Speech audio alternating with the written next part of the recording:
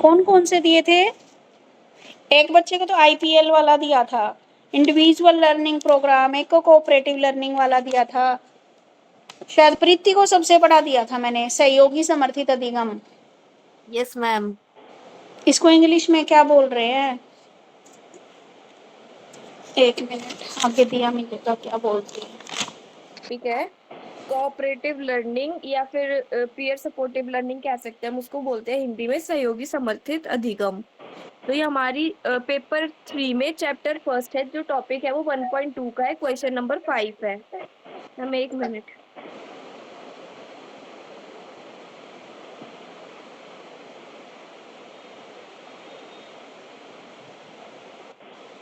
तो जो हमारी कोऑपरेटिव लर्निंग होती है, ये ऐसी लर्निंग होती है जिसके अंदर बच्चे ना साथ सीखते हैं और काम करते हैं, प्रॉब्लम्स के सॉल्यूशंस एक साथ ढूंढते हैं और अपने असाइनमेंट्स कंप्लीट करते हैं।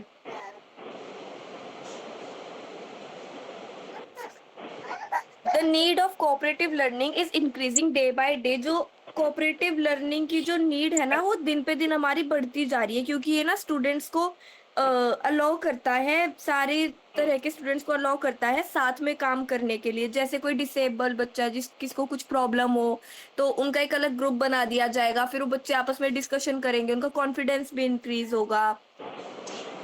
तो इसके अंदर ये सारी चीजें आती है।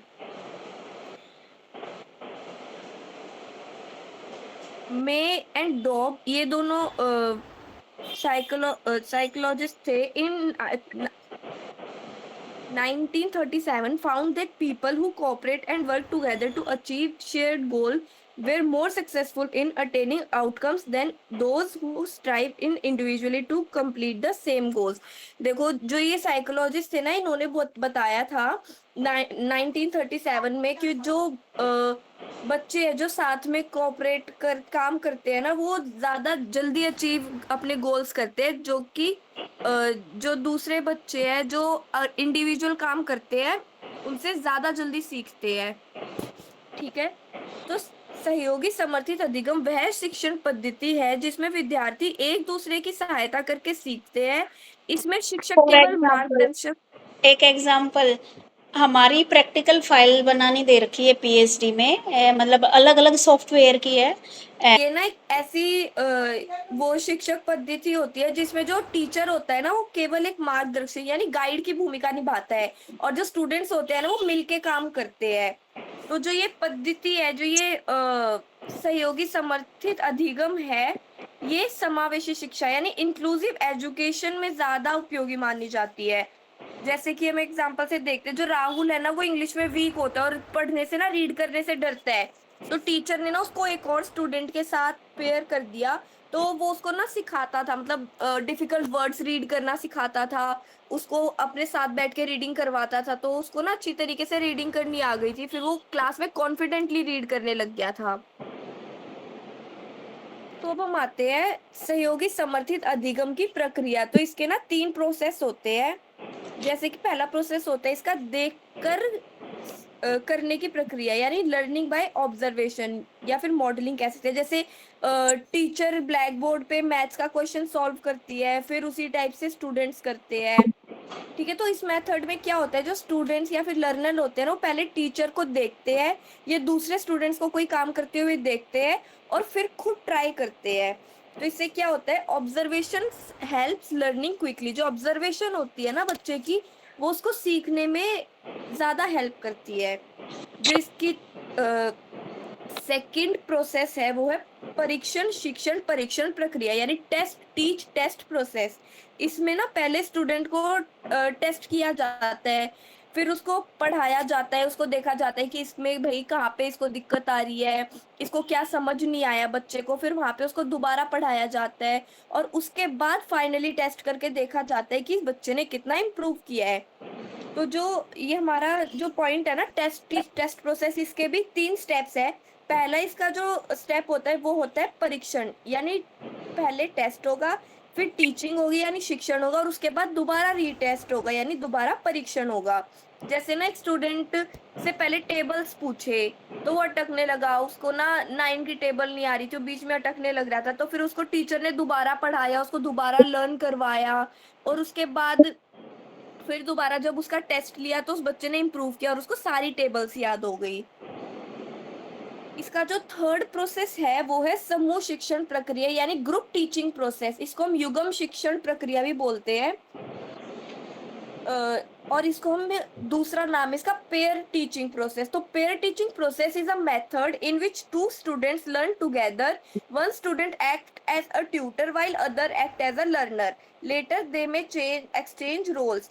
तो इसके अंदर क्या होता है, दो स्टूडेंट्स एक साथ मिलकर काम करते हैं, पढ़ाई करते हैं, एक ट्यूटर की तरह एक्ट करता है जबकि दूसरा लर्नर की तरह एक्ट करता है। एक पढ़ाता है और एक सीखता है। फिर बाद में कोई दूसरा टॉपिक आता है, वो दूसरे बच्चे को ज्यादा अच्छी तरह आता है, तो वो बाद में अपना रोल चेंज कर लेते हैं। इस प्रक्रिया में विद्यार्थियों को जोड़ी यानी पेयर में बांटा जाता है ताकि वो एक दूसरे की सहायता कर सके। जैसे एक स्टूडेंट है वो मैथ्स में बहुत अच्छा है, तो फिर वो दूसरे बच्चे की हेल्प करता है प्रॉब्लम सॉल्व करने में। फिर जो दूसरा बच्चा है वो साइंस में बहुत ज्यादा अच्छा है, फिर वो उसी स्टूडेंट की साइंस पढ़ने में हेल्प करता है। ठीक है। तो जैसे ना एक स्कूल में ना स्टूडेंट्स को सेव वाटर पे प्रोजेक्ट बनाना था, तो ना सभी बच्चों ने अलग अलग काम किए। किसी ने चित्र बनाए, किसी ने इंफॉर्मेशन लिखी, तो मिलकर ना उन्होंने बहुत अच्छा प्रोजेक्ट बनाया। तो जो हमारा टॉपिक है ना कोऑपरेटिव लर्निंग, वो क्या है, team work increases creativity and confidence. जो टीम वर्क है ना वो इंक्रीज करता है क्रिएटिव का बिहेवियर है ना वो ज्यादा अच्छा हो गया। तो क्या हुआ, सोशल स्किल डेवलपमेंट हुई, उसको अच्छे तरीके से अपने आपस में फ्रेंड सर्कल में बोलना आया, उसका कॉन्फिडेंस इंक्रीज हुआ, वो पूरी क्लास के सामने अच्छी तरीके से बोलने लग गया, अपनी बात रखने लग गया। इसका जो चौथा एडवांटेज है वो है गलतियों में सुधार। Mistakes can be corrected immediately through peer support. Peer support के थ्रू जो मिस्टेक्स है वो इमीडिएटली करेक्ट कर दी जाती है। इसके अंदर जो अनहेल्दी कंपटीशन होता है ना वो बहुत कम हो जाता है। जो स्टूडेंट्स है ना वो टीम वर्क पे ज्यादा फोकस करते हैं। ठीक है। तो ये थी इसकी सारी एडवांटेजेस। अब हम देखते हैं इसकी क्या लिमिटेशंस है, इसकी क्या सीमाएं हैं। तो जो सहयोगी समर्थित अधिगम है ना उसमें क्या होता है, सभी स्टूडेंट्स जो है ना वो इक्वल सपोर्ट नहीं करते। जैसे क्या होता है कि कोई ग्रुप बनाया किसी प्रोजेक्ट के लिए, तो ना कुछ बच्चे तो दो तीन बच्चे वो काम ही करते जा रहे हैं, और कुछ दो तीन बच्चे उनकी बातें ही खत्म नहीं हो रही, वो अपने गप्पे मारने में बिजी है। तो जो सारे स्टूडेंट्स है वो इक्वल सपोर्ट नहीं करते। ये ना टाइम कंज्यूमिंग बहुत होता है, क्योंकि बच्चों वो तो बच्चे हैं ना अभी सीख रहे हैं, वो भी अपने लर्निंग फेज पे है। तो फिर जब वो धीरे धीरे सीखेंगे, फिर वो अपना प्रोजेक्ट कंप्लीट करेंगे, पढ़ेंगे एक एक चीज को अच्छी तरीके से, तो ये क्या टाइम कंज्यूमिंग भी है। इसमें क्या होता है, डिसिप्लिन प्रॉब्लम भी होती है। कभी कभी स्टूडेंट्स वही वही पढ़ाई की जगह बात करने लग जाते हैं, डिसिप्लिन होता है, डिसिप्लिन मेंटेन नहीं हो पाता क्लास में। तो इसके अंदर क्या होता है कि जो टीचर है ना उसकी स्पेशल भूमिका इंपॉर्टेंट है। The teacher must manage and monitor all groups effectively. Teacher को जो उनके ग्रुप से जो ग्रुप बनाए हैं क्लास के अंदर वो सारे मैनेज भी करने पड़ते हैं, मॉनिटर भी करने पड़ते हैं अच्छी तरीके से। ठीक है। तो ये थी सारी इसकी लिमिटेशंस। तो हम जो हमारा जो टॉपिक है सहयोगी समर्थित अधिगम, इसका हम क्या कंक्लूजन निकाल सकते हैं, cooperative supported learning is an effective teaching method that promotes team work, confidence and better understanding among students. With proper guidance it makes learning enjoyable and meaningful. तो जो कोऑपरेटिव सपोर्टेड लर्निंग है ना ये बहुत effective teaching method है जो कि team work को प्रमोट करता है, कॉन्फिडेंस इंक्रीज होता है बच्चों का, बच्चे ज्यादा तरीके से अच्छी तरीके से समझ पाते हैं, अंडरस्टैंडिंग आपस में हो जाती है बच्चों की, और जो उनका सोशलाइजेशन होता है बच्चों का वो बहुत अच्छी तरीके से होता है प्रॉपर गाइडेंस के साथ। और जो ये लर्निंग है ना इसको इंजॉयबल और मीनिंगफुल भी बनाते हैं। अगर इस टॉपिक में किसी को कुछ प्रॉब्लम हो तो वो पूछ सकते हैं।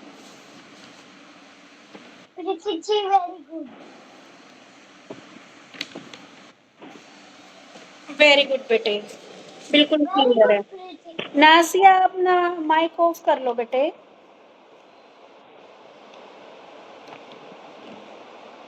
किसी को पूछना है या अगले टॉपिक पे चले?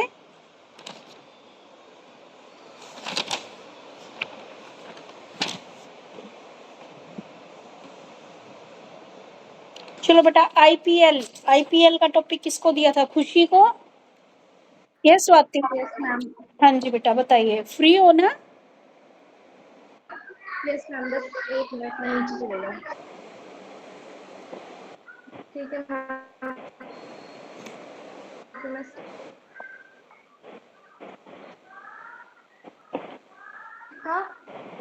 Individualisation learning programme ILP।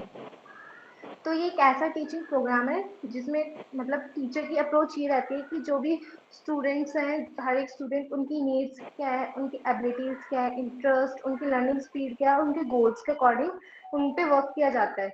इस अप्रोच में मेन फोकस ये होता है कि हर लर्नर को उसकी कैपेबिलिटी के अकॉर्डिंग बेस्ट लर्निंग अपॉर्चुनिटी मिले। जैसे ट्रेडिशनल क्लासरूम्स में क्या होता है कि यूजुअली सब स्टूडेंट्स को सेम मेथड से पढ़ाया जाता है, सेम वे में पढ़ाया जाता है। लेकिन हमें पता है कि हर बच्चे की जो लर्निंग कैपेसिटी है वो अलग है। कोई विजुअलाइजेशन के थ्रू समझता है, कोई प्रैक्टिकल नॉलेज के थ्रू समझता है, कोई रीडिंग के थ्रू ही समझ जाता है। तो सबका अपना अपना डिफरेंट मेथड होता है, डिफरेंट स्पीड होती है। तो ILP यही मानता है कि हर चाइल्ड डिफरेंट होता है और सबकी एक स्पीड और अपनी एक मेथड्स होती है। इसलिए टीचिंग मेथड्स को, एक्टिविटीज को लर्नर के अकॉर्डिंग एडजस्ट किया जाता है यहाँ पर। अब देखिए, रियल में हम देखें तो फिर ये बहुत बड़ी चीज है, क्योंकि एक क्लासरूम में अगर 20 बच्चे भी होते हैं और उनका तरीका थोड़ा अलग अलग है, तो टीचर के लिए मुश्किल हो जाता है कि उस क्लासरूम में वो सबकी नीड्स को पूरा करते हुए चले। इस वजह से हाँ, IPL के एग्जाम्पल अगर हम देखें तो रेमेडियल क्लासेस हमारी चलती हैं समर्स में, विंटर्स में, जहाँ पर वीक स्टूडेंट्स को बेसिक क्लासेस दी जाती है, मतलब उनके बेस स्ट्रॉन्ग किए जाते हैं एक्स्ट्रा क्लासेस में, ताकि उनके कंसेप्ट क्लियर हो। क्योंकि यहाँ पर टीचर उनको एक्स्ट्रा सपोर्ट देता है, जिससे उनको एडिशनल जो भी एडिशनल हेल्प की जरूरत होती है वो उनको मिल जाती है। समर कैंप्स हम देखते हैं, समर कैंप्स भी एक ILP का एग्जाम्पल है, जिसमें हम देखते हैं कि बहुत सारे कैंप्स होते हैं, ग्रुप क्लब्स होते हैं, spoken English club, science activity club, art and craft club, personality development. तो इन कैंप्स में स्टूडेंट्स की जो इंटरेस्ट और जो स्किल्स पे जिन पे वो काम करना चाहते हैं, तो वो अपने अकॉर्डिंग इन एक्टिविटीज को, मतलब इन क्लब्स को चुन सकते हैं और उसमें काम कर सकते हैं अपने ऊपर।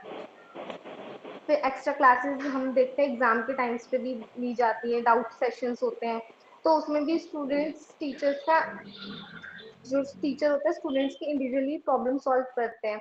तो ये जो 3 एग्जांपल्स थे ये ILP के थे, क्योंकि ट्रेडिशनल क्लासेस में ये पॉसिबल नहीं होता, इसलिए हम इसको अलग से कंडक्ट करवाते हैं। अब देखें तो जो ILP है वो एक लर्नर सेंटर्ड अप्रोच है, मतलब कि लर्नर के ऊपर पूरा फोकस किया गया है, जिसमें लर्निंग को फ्लेक्सिबल और मीनिंगफुल बनाया गया है। इस प्रोग्राम में जो भी हमारा कंटेंट है, टीचिंग मेथड है, टेक्नोलॉजी है, और जो भी हमारा लर्निंग एनवायरनमेंट है, स्टूडेंट की नीड्स के अकॉर्डिंग प्लान किया जाता है। स्टूडेंट्स पे ध्यान दिया जाता है, स्टूडेंट को पर्सनल अटेंशन मिले इस बात पे ध्यान दिया जाता है। इससे होता क्या है, जो स्टूडेंट के जो भी सेल्फ डाउट्स होते हैं वो खत्म होते हैं, उसको कॉन्फिडेंस बिल्ड होता है, उसकी मोटिवेशन इंक्रीज होती है और वो सेल्फ लर्निंग भी उसकी डेवलप होती है। ILP स्टूडेंट्स को अपनी स्ट्रेंथ और वीकनेसेस समझने में हेल्प करता है। टीचर रेगुलर फीडबैक और गाइडेंस देते हैं, जिससे स्टूडेंट कॉन्टिन्यूसली इम्प्रूव करते हैं। अब ये अप्रोच शॉर्ट टर्म और लॉन्ग टर्म गोल्स दोनों के लिए सेट किए जाते हैं। उन गोल्स को अचीव करने के लिए प्रॉपर मेथड भी यहाँ पे बताए जाते हैं।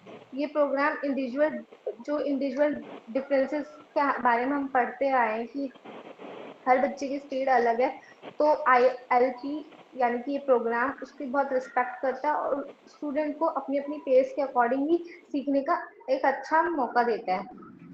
तो उसके हमने क्या क्या फीचर्स पढ़े, एक था लर्निंग सेंटर्ड अप्रोच, लर्नर के ऊपर पूरा ध्यान दिया जा रहा है, इंडिविजुअल डिफरेंस को बहुत इंपॉर्टेंस यहाँ पे मिल रही है, बच्चे को पर्सनल अटेंशन मिल रही है, फ्लेक्सिबल लर्निंग होती है, गोल ओरिएंटेड टीचिंग यहाँ पर प्रोवाइड हो रही है, और कॉन्टिन्यूस फीडबैक और इवेल्युएशन हो रहा है बच्चे का, सेल्फ लर्निंग यहाँ डेवलप हो रही है, और बच्चे को कॉन्फिडेंस भी यहाँ पर बिल्ड हो रहा है। इसके एडवांटेजेस की बात करें तो वही मोटिवेशन इंक्रीज हो रही है, स्टूडेंट की कॉन्फिडेंस बिल्ड हो रहा है, बेटर अंडरस्टैंडिंग उनको मिलती है। जो चीज वो क्लास में पूछने से, चाहे वो छोटा सा सम ही क्यों ना हो, वो पूछने में अगर क्लास में झिझक रहा है, लेकिन वो वहां पे अगर टीचर उस पे मतलब पर्सनल अटेंशन उस पे रहेगी टीचर की, तो वो इतना वियर्ड बिहेव नहीं करेगा। वो उसको लगेगा कि हाँ ठीक है, मैम को बस मेरे से ही है मतलब, और मेरी क्लास में किसी और के सामने इंसल्ट नहीं होगी, तो वो पूछने में भी इतना नहीं हिचकिचाएगा। लर्निंग भी इंजॉयफुल बनती है। जो भी आज का हमारा टॉपिक है कोऑपरेटिव लर्निंग। सो ये क्वेश्चन है, define the term cooperative learning and throw the light on the futures of cooperative learning. तो सबसे पहले हम कोऑपरेटिव लर्निंग का मतलब समझते हैं। कोऑपरेटिव लर्निंग और a strategy in which a student are provided opportunity to learn by themselves in a group in a cooperative way. They share each other and every information among themselves and help each other for having required knowledge and understanding and application of one or other aspect of the material or course units included in the syllabus. cooperative learning के मतलब है, cooperative learning जो हमारा sentence है हम उसी से समझ पा रहे हैं कि cooperative learning मतलब cooperate करना। ऐसी लर्निंग हम एक क्लास में कर रहे हैं जहाँ पे हमारे बहुत सारे ग्रुप ऑफ स्टूडेंट्स हैं और उनके साथ कोऑपरेट करते हुए हम अपनी जो स्टडी है उसको कंटिन्यू कर रहे हैं, उसको हम बोलते हैं कोऑपरेटिव लर्निंग। जो हमारी कोऑपरेटिव लर्निंग होती है ना, वो हर एक स्टूडेंट को, इंडिविजुअल स्टूडेंट जो होता है उसको अपॉर्चुनिटी प्रोवाइड करती है अपने तरीके समझाने में, अपने तरीके से क्वेश्चन को बताने में, अपने तरीके से व्यूज बताने में। हर एक इंडिविजुअल को ये अपॉर्चुनिटी मिलती है। कोऑपरेटिव लर्निंग क्या करता है, इंफॉर्मेशन शेयर करता है, themselves information among themselves and help each other. मतलब कि जो कोऑपरेटिव लर्निंग है वो इंफॉर्मेशन शेयर कर रही है हर स्टूडेंट को, क्योंकि हर स्टूडेंट के पढ़ाने का तरीका, बताने का तरीका बहुत अलग होता है। तो हर बच्चा अपनी तरफ से जो इंफॉर्मेशन गैदर करता है उसको समझाने का तरीका बहुत इजी वे में, इंडिविजुअल वे में ये अपॉर्चुनिटी हमें कोऑपरेटिव लर्निंग देती है। जो हमारी कोऑपरेटिव लर्निंग होती है, the cooperative learning is successful in every circumstances. जो हमारी कोऑपरेटिव लर्निंग है ना, वो हर चीज में सक्सेसफुल है, लेकिन कोऑपरेटिव लर्निंग के एडवांटेजेस भी हैं और डिसएडवांटेजेस भी हैं। उससे पहले जाने से पहले हम इसके पॉइंट्स देख लेते हैं। जो कोऑपरेटिव लर्निंग है वो सक्सेसफुल है हर सर्कमस्टेंसेस में। Cooperative learning is based on different factor, जैसे इंडिविजुअल टास्क हो गया, आपका पेयर वर्क हो गया और स्मॉल ग्रुप एक्टिविटीज। अब इंडिविजुअल टास्क क्या होता है, even though in a group learning every person has their own job, self responsibility, you are responsible for your own part of your work evolution. Teacher can check your individual work and see how you contributing to the whole class group success. So individual task का मतलब होता है जब आप group में कोई भी काम कर रहे होते हैं ना, तो जो कोऑपरेटिव लर्निंग होती है वो 2 पार्ट्स में डिवाइडेड होती है। 2 पार्ट्स में ऐसे डिवाइडेड होती है, जब आप 5 फॉर एन एग्जांपल हमने 5 स्टूडेंट्स का ग्रुप बनाया ABCD। अब ABCD को जो भी वर्क मिला है ना, सब इंडिविजुअली अपना वर्क कर रहे हैं, इसमें बिजी हैं, तो सबके पास एक अपनी सेल्फ रिस्पॉन्सिबिलिटी है। फॉर एन एग्जांपल जैसे कि हमने वाटर साइकिल पे कोई प्रोजेक्ट बनाया और हमने 10 स्टूडेंट्स का ग्रुप बनाया।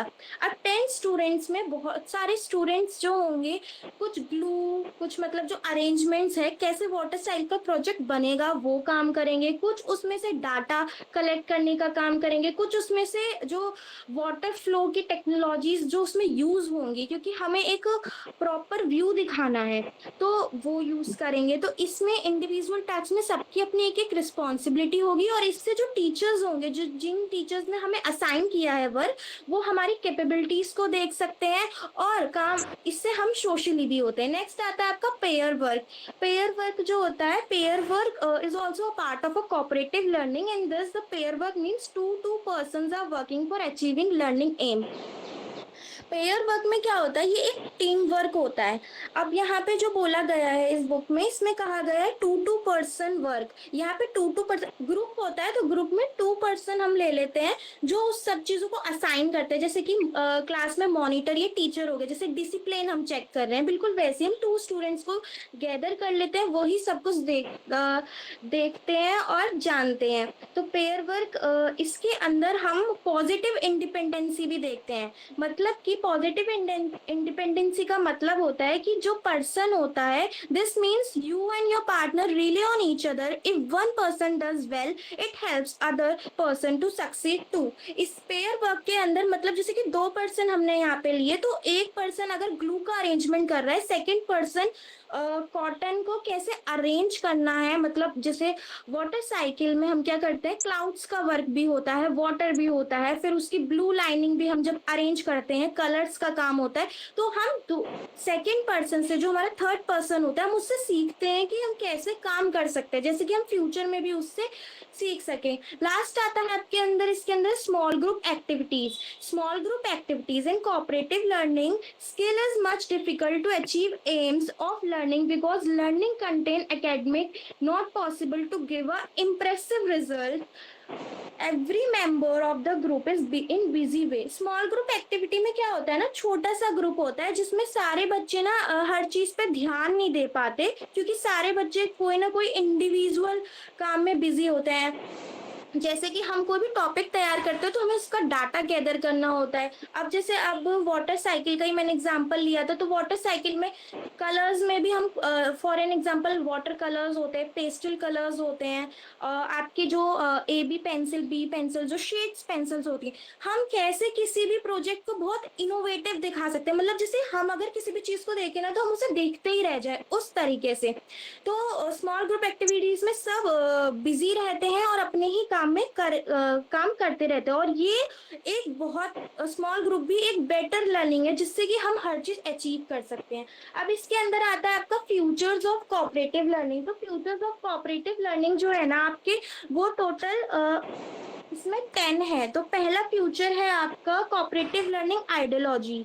तो cooperative learning ideology believes in making teacher learning process as learner centre rather than being content of teacher centred.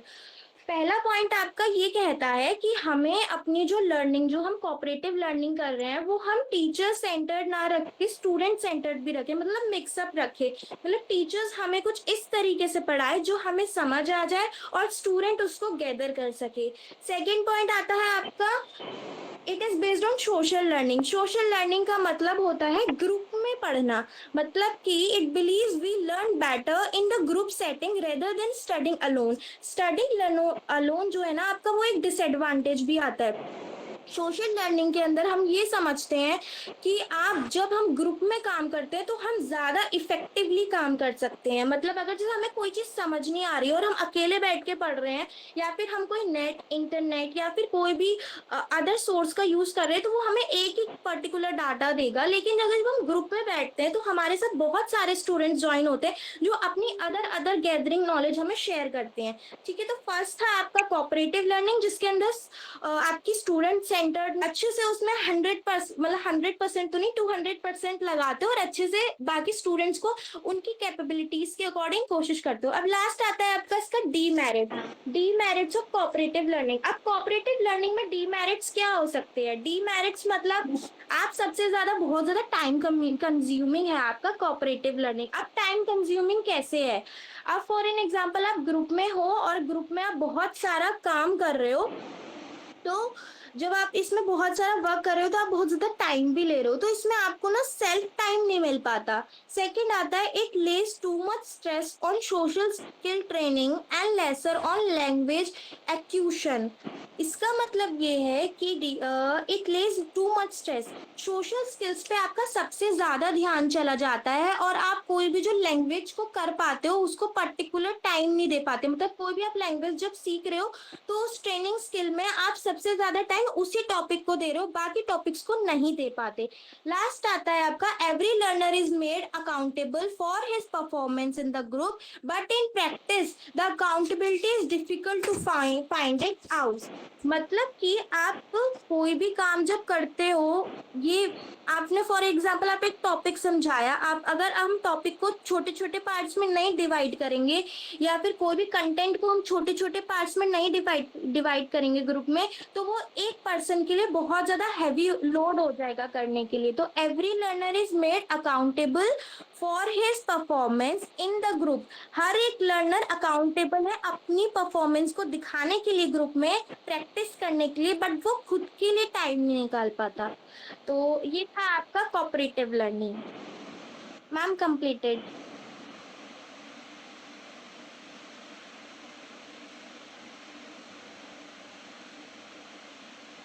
Ma'am completed. Very good.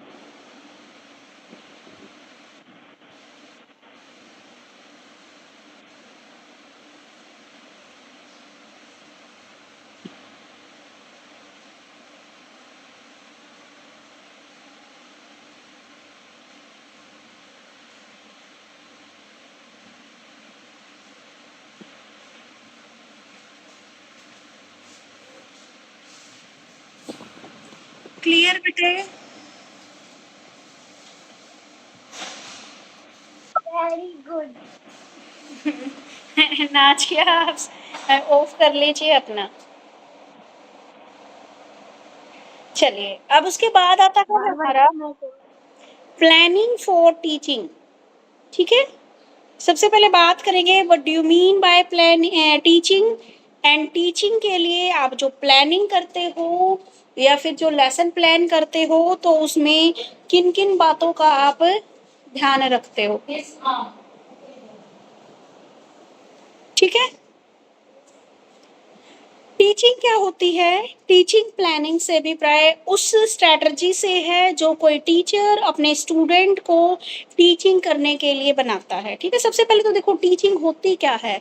जब एक व्यक्ति दूसरे व्यक्ति को क्या है, नॉलेज प्रदान करता है। ठीक है, एक यानी कि एक एक्सपीरियंस व्यक्ति जब अपने से कम एक्सपीरियंस वाले बंदे को नॉलेज प्रदान करता है, तो वो क्या कहलाती है, आपकी टीचिंग कहलाती है। ठीक है, और यहाँ पर हम बात करेंगे टीचिंग प्लानिंग की। जब आप टीच करने वाले हो, टीचिंग करने वाले हो, तो आप क्या क्या प्लान करते हो, आप क्लास में जाने से पहले क्या क्या चीजें प्लान करते हो। ठीक है, तो टीचिंग प्लानिंग से भी प्राय उस प्लानिंग या उस स्ट्रेटजी से होता है जो कोई टीचर अपने स्टूडेंट को टीचिंग प्रदान करने के लिए बनाता है। जैसे टीचिंग प्लानिंग बनाते समय अध्यापक को पूरे साल की क्या होता है, कैरिकुलम को ध्यान में रखना पड़ता है। जब भी आप लेसन प्लान बनाते हो ना, तो आपको पूरे के पूरे साल का जो कैरिकुलम होता है उसको ध्यान में रखना पड़ता है। और फिर आप क्या है, 3 लेवल पर आप क्या बनाते हो, अपनी प्लानिंग बनाते हो। तो यूनिट वाइज, ठीक है, आपके होते हैं ना यूनिट टेस्ट होते हैं जिनको आप मंथली टेस्ट भी बोलते हो, FA1 भी बोलते हो। ठीक है, उस यूनिट वाइज टेस्ट हो गए। एक आपके होते हैं खाली एक चैप्टर के लेवल पे, एक चैप्टर पे टेस्ट लेते हो, फिर आप एक यूनिट का टेस्ट लेते हो। फिर आप क्या है, आपके जो एनुअल एग्जाम है, ठीक है, या फिर आपके हाफ ईयरली एग्जाम है, वो आप लेते हो। तो आप क्या करते हो, पूरे साल में कितना कैरिकुलम किस तरीके से कराना है, जब इस चीज की आप प्लानिंग करते हो, तो ये क्या कहलाता है, आपका आपका टीचिंग प्लानिंग कहलाता है। ठीक है, कि आप जो भी आपकी टेक्स्ट बुक है उसमें से एक यूनिट के टीचिंग के बनाने के लिए जो योजना बनाई जाती है उसको हम यूनिट या इकाई योजना कहते हैं, यूनिट प्लानिंग कहते हैं। जब आप डेली के पढ़ाने के लिए कोई योजना बनाते हैं तो उसको हम लेसन प्लान बोलते हैं। ठीक है, डेली आपको क्या पढ़ाना है, कैसे क्या कौन सा टॉपिक कराना है, उसको बोलते हैं हम lesson plan.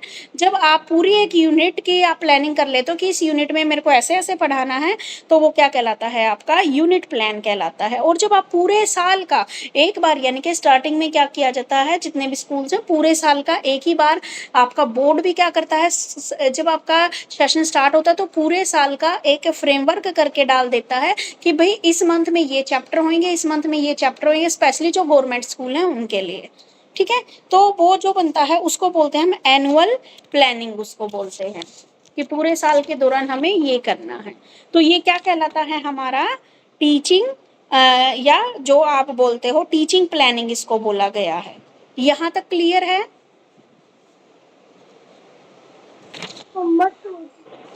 Good job ma'am. निकम्मे तो स्कूल चला जाया कर। चलो, उसके बाद है आपका जब आप कोई भी एनुअल प्लान बनाते हो, यानी कि आपके लेसन प्लान हो गए, यूनिट प्लान हो गए, या पूरे साल के लिए जब आप प्लान करते हो कि भाई पूरे साल ड्यूरिंग इस मंथ में हमें FA1 लेने हैं, इस मंथ में हमें SA1 लेने हैं, FA2 लेने हैं, FA3 लेने हैं, SA2 लेने हैं, ठीक है, समेटिव असाइनमेंट जो भी लेने हैं हमें, ठीक है, तो उनका हम उन सारी बातों को ध्यान में रखते हुए हम क्या करते हैं, एक एनुअल योजना बनाते हैं, ठीक है, कि साल भर में हमें अपने सब्जेक्ट में संपूर्ण जो पाठ्यक्रम है उसको हम क्या कर देते हैं, उसको अलग अलग टुकड़ों में बांट देते हैं कि भाई हमें ना सितंबर तक तो इतना सिलेबस कराना है, हमें एट लास्ट दिसंबर तक हमें सिलेबस कंप्लीट करा देना है, दिसंबर के बाद फिर हमारी क्या विंटर ब्रेक आ जाएगा, उसके बाद हमें क्या सिर्फ रिवीजन करानी है और फाइनल एग्जाम आ जाएंगे, ठीक है।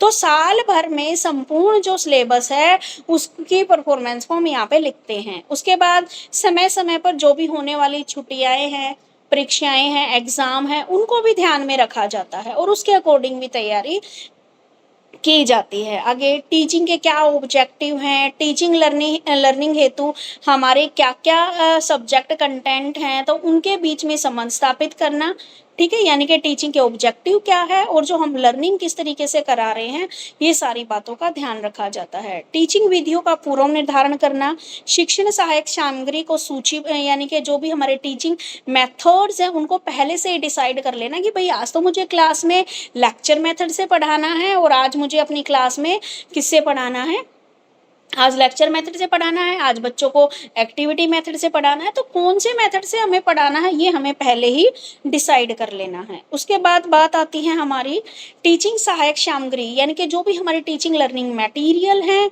उनकी हम एक लिस्ट बना लेते हैं, ठीक है कि कौन कौन सी हमें, मान लीजिए एक्टिविटी करानी है तो हमें क्या क्या चाहिएगा, लेक्चर मेथड से पढ़ा रहे हैं तो कौन कौन सी चीज़ें हमें चाहिएंगी, अगर बच्चे को प्लेवे मेथड से हम सिखा रहे हैं या प्रोजेक्ट मेथड से सिखा रहे हैं तो कौन कौन सी वहाँ पर मटेरियल लगेगा, कौन कौन सी हमारी टीचिंग मटेरियल वहाँ पर बनेगा, उसकी हमें लिस्ट बना लेनी है और उसी के अकॉर्डिंग उसकी व्यवस्था करनी है। उसके बाद है आपका इवेल्युएशन के प्रारूप का पूर्व निश्चय कराना, ठीक है, यानी कि इवेल्युएशन का जो प्रारूप है, यानी कि जो फ्रेमवर्क है, इवेल्युएट कैसे करना है उसका फ्रेमवर्क हम पहले से ही तैयार करते हैं। इवेल्युएट करना यानी कि या तो हम बच्चे से ओरल टेस्ट ले लेंगे या बच्चे से क्या है हम जो FA1 लेंगे, फॉर्मेटिव असेसमेंट के तौर पर जो पेपर लेंगे मंथली टेस्ट, उससे इवेल्युएट करके देख लें, या फिर बच्चे को हम कोई असाइनमेंट करने को दे देते हैं या प्रोजेक्ट करने को दे देते हैं, ठीक है, तो ये इवेल्युएशन के अलग अलग तरीके।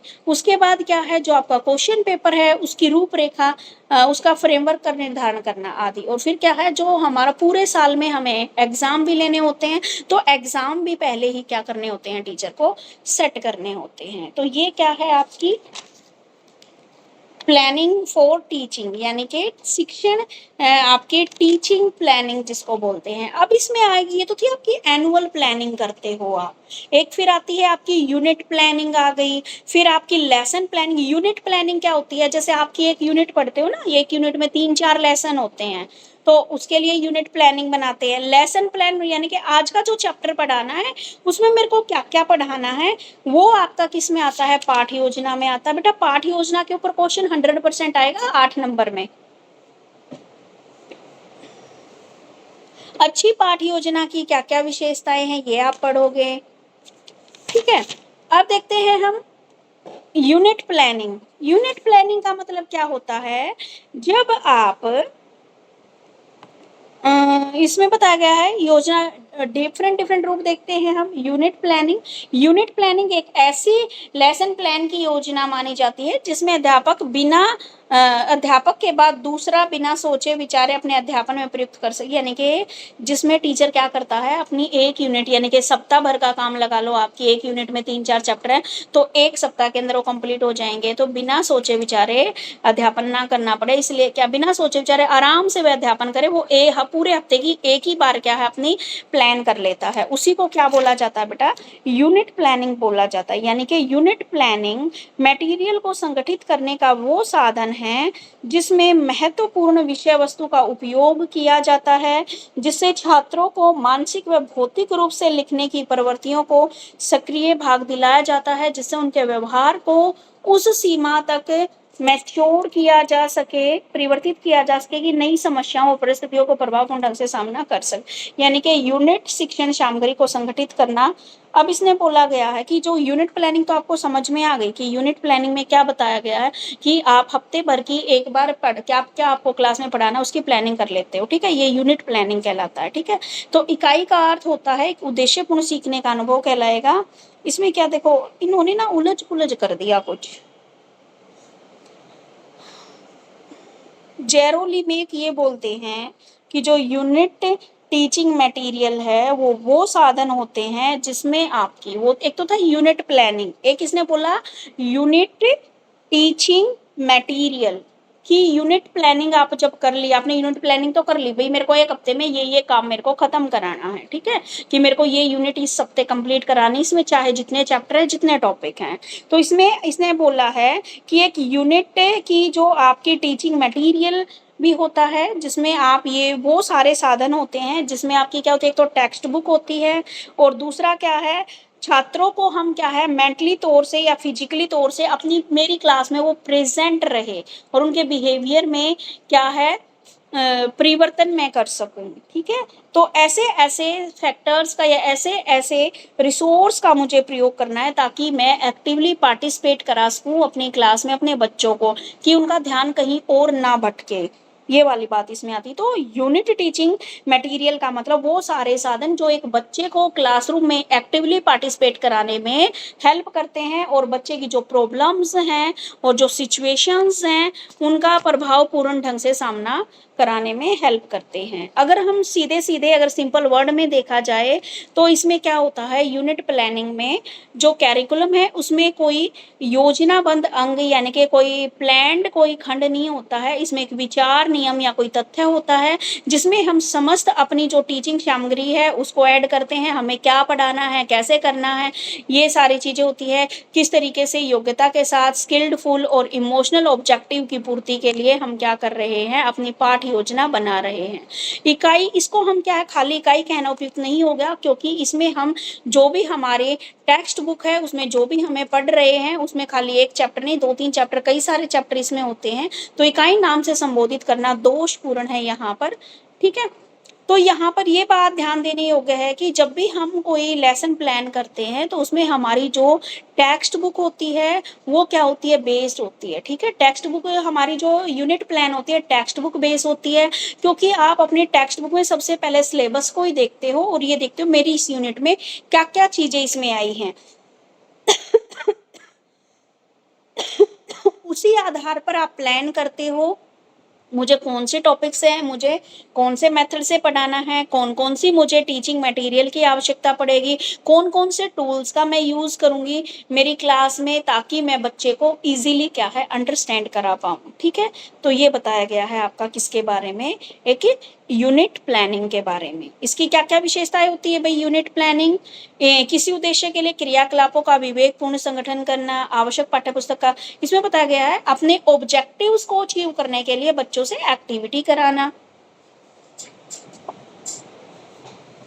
यानी कि एक्टिविटीज का क्या है अच्छे तरीके से इसके अंदर इंक्लूड करना। जब यूनिट प्लान आप कर रहे हो तो एक्टिव तरीके से हमें क्या करना है, यूनिट की प्लानिंग करनी है। ठीक है, उसके बाद क्या बताया गया है इसमें कि जो भी आपको आवश्यक जितनी भी पाठ्य पुस्तक या टेक्स्ट बुक जिसकी भी आपको जरूरत है उसको भी उसमें ऐड करना है कि भाई मेरे को कल ये लेसन पढ़ाना है और मैं ये इस बुक में से कराना है, मेरे को ये टॉपिक इस वाले बुक में। देखो भाई टीचर के पास ना एक नहीं बहुत सारे पब्लिशर की बुक होती है और उसमें ये देखता है कि किसमें बेस्ट टॉपिक है हमारा। ठीक है, तो उस बेस्ट टॉपिक के आधार पर क्या है पढ़ाया जाता है, तो क्या है आवश्यक पाठ्य वस्तु का समावेशन। उसके बाद बात आती है छात्रों द्वारा मानसिक व शारीरिक शिक्षण में सक्रिय रूप से भाग लेने की व्यवस्था, यानी कि ऐसा हमें काम करना है जिससे बच्चे क्या है मेंटली और फिजिकली तौर से आपकी क्लास में प्रेजेंट रहे, ठीक है, यानी कि वो क्या है इंटरेस्ट ले आपकी क्लास में। तो आपको अपनी क्लास को इंटरेस्टिंग बनाने के लिए ऐसी एक्टिविटीज भी अपनी यूनिट प्लानिंग में शामिल करनी है, ठीक है। नई नई समस्याओं से और सिचुएशंस में छात्रों के बिहेवियर को चेंज करने की क्षमता रखना और बच्चे को क्रियोसिटी बच्चे के अंदर पैदा करनी है हमें, ठीक है। तो ये इसकी विशेषताएं बताई, यानी कि इस तरीके से बनाओ अपना यूनिट प्लान कि आप सारी एक्टिविटी उसके अंदर शामिल करो, बच्चे के अंदर क्रियोसिटी रहे कि भाई पता नहीं आज क्लास में क्या एक्टिविटी मैडम कराएगी।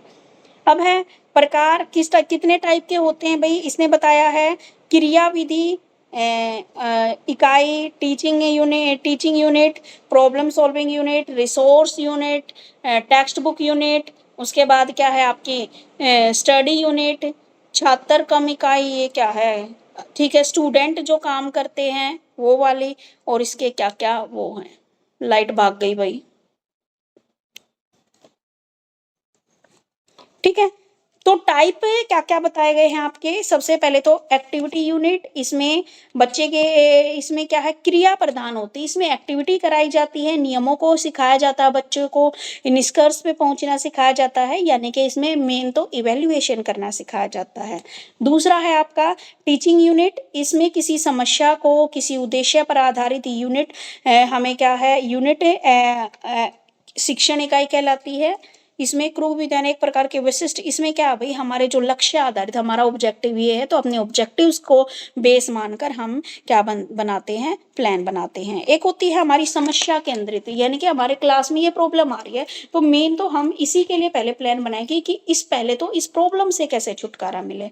उसके बाद है रिसोर्स यूनिट, ये उद्देश्यों अध्ययन में इसमें मूल्यांकन प्रविधि, ये सारी चीजें रिसोर्स में कि कौन कौन से रिसोर्सेज हम यूज करेंगे, टेक्स्ट बुक का यूज करेंगे या अदर कोई टीचिंग मटेरियल है, मान लीजिए कंप्यूटर बेस्ड लर्निंग करानी है या फिर हमें प्रोजेक्टर से बच्चों को पढ़ाना है, ठीक है, कि कौन कौन से रिसोर्सेज को हम साथ में लेके पढ़ाएंगे, ठीक है। तो वो सारी चीजें। एक है आपकी टेक्स्ट बुक यूनिट, ठीक है, इसमें आप सारी चीजें टेक्स्ट बुक से रिलेटेड आप उसमें डालते हो कि मैं अपनी टेक्स्ट बुक को किस प्रकार इंटरेस्टिंग बना सकती हूँ, बच्चों के सामने प्रेजेंट करूंगी, ऑडियो विजुअल दोनों तरीके से करूं या फिर उनके किस तरीके से इवैल्यूएशन करूं, ये सारी चीजें आप इसके अंदर डालते हैं। एक है आपकी स्टडी यूनिट, स्टडी यूनिट में क्या है जब आप सिखाते हो तो इसमें अध्यापन अध्ययन इकाई इसको इसलिए बोला गया क्योंकि मैंने आपको कुछ काम करने को बोला, तो आपके जो एक्सपीरियंस जो आपने लिया उस चीज से, तो इसमें एक्सपीरियंस के आधार पर छात्रों की क्या नीड है, क्या एबिलिटी है, क्या एटीट्यूड है, क्या एप्टीट्यूड है, ये सारी चीजें इसके अंदर शामिल की जाती हैं। उसके बाद है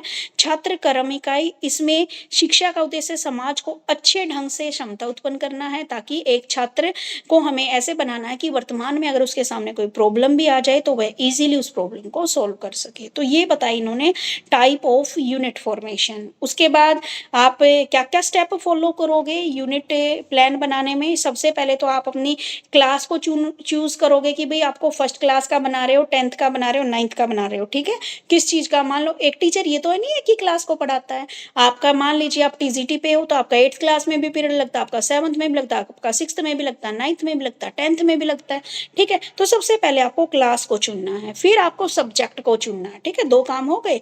फिर आप देखोगे पाठ संख्या कितनी है, 10 चैप्टर है, 12 चैप्टर है, कितने चैप्टर हैं, फिर आप क्या है क्लास वाइज उनको डिवाइड कर दोगे कि भाई मेरे को इतने एक हफ्ते के वीक में एक वीक में मेरे को ये 1 चैप्टर कंप्लीट कराना है या 2 चैप्टर कंप्लीट कराने हैं, ठीक है। उसके बाद आप क्लास डिसाइड कर देते हैं कि इतनी क्लासेस में मैं ऑलमोस्ट ये काम करा दूंगा। इवैल्यूएशन है तो फिर आप क्या है आप ये डिसाइड करते हो कि इतनी क्लासेस में इवैल्यूएट करूंगा, यानी कि आप लोगों का टेस्ट लूंगा या और कुछ कराऊंगा, और फिर क्या है इतनी फिर डाल देता है कि इतनी क्लासेस में हमें रिवीजन की आवश्यकता है, ठीक है। एक आप ना लेसन प्लान देखना, आप किसी भी क्लास का देख लेना उठा के, उस पे जाके HBSC की साइट पे, ठीक है, सिलेबस निकालोगे तो उसमें सबसे पहले लेसन प्लान करके दे रखा है पूरा का पूरा कि पूरे साल में इस महीने ये कराना है, इस महीने ये कराना है, इतनी क्लासेस लगेंगी, इतना टाइम पीरियड लगेगा, ठीक है। तो ये था आपका यूनिट प्लानिंग। क्लियर है? कल करेंगे नेक्स्ट यस मैम। पाठ योजना क्या है और ये सारे टॉपिक।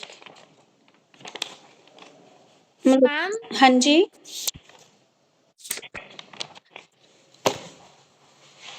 मैम जो हमारा यूनिट प्लानिंग है और ये एनुअल प्लानिंग है, इसका क्वेश्चन अलग अलग होगा ना हाँ, अलग अलग होएगा। मेन तो क्वेश्चन आपका लेसन प्लान का मैम? इम्पोर्टेंट। क्योंकि जैसे इसमें क्वेश्चन, वो बेटा देखो मैम जैसे इसमें डिफाइन प्लानिंग, हम्म, आपका देखो जैसे मैम इसमें जैसे लेसन प्लान। Define planning. हाँ जी, डिफाइंड प्लानिंग आ गया। प्लानिंग तो आप बता दोगे कि प्लानिंग होती क्या है, या फिर सबसे पहले आप टीचिंग प्लानिंग के बारे में उनको बताओ, ठीक है। और यस मैम। उसके बाद आप फिर आगे चलोगे, फिर एनुअल प्लानिंग होती है पूरे साल की बेटे। और लेसन प्लानिंग होती है आपकी जो आप एक दिन में जो पढ़ाना है, जैसे आज मेरे को जो चीज़ पढ़ानी है उसके बारे में, ठीक है। यस और मैम। उसके बाद यूनिट प्लानिंग हो गई, जैसे मेरे को एक यूनिट में पहले तुम्हें पढ़ाने से पहले यूनिट बताती हूँ ना, ये टॉपिक हैं आपके, तो उस टॉपिक के अकॉर्डिंग कि भाई मैं आज एक हफ्ते में तुम्हारी ये यूनिट कंप्लीट करा दूंगी या 3 दिन में कंप्लीट करा दूंगी, तो उसके हिसाब से प्लान की जाती है, वो यूनिट प्लानिंग में आता है। Yes ma'am. जैसे आपकी 5 यूनिट है ना, तो उस हिसाब से प्लानिंग की जाती है 5 यूनिट के हिसाब से। और लेसन प्लान का मतलब हो गया आज मेरे को क्या पढ़ाना तुम्हारी क्लास में आने से पहले, जैसे मैं आज ही बता देती हूँ ना कि भाई कल ये टॉपिक हम करेंगे, तो वो किस में आ गया आपका लेसन प्लानिंग। अब देखो तुम तो हो बड़े लेवल पे, कॉलेज लेवल पे हो, जो छोटे बच्चे होते हैं ना उनकी एक्टिविटीज भी शामिल की जाती हैं, ठीक है। Yes ma'am. ठीक है, तो ये होता है बेटा आपका प्लानिंग वाला। Okay ma'am. ओके बेटा, फिर मिलते हैं कल लेसन प्लान और ये वाला यूनिट। कल तो कंप्लीट नहीं होगी, लेकिन नेक्स्ट डे तक कंप्लीट हो जाएगी। चलो ठीक है बेटे, बाय, मिलते हैं कल। Thank you ma'am. वेलकम बेटे, welcome. Thank you ma'am. Welcome. Welcome बेटे।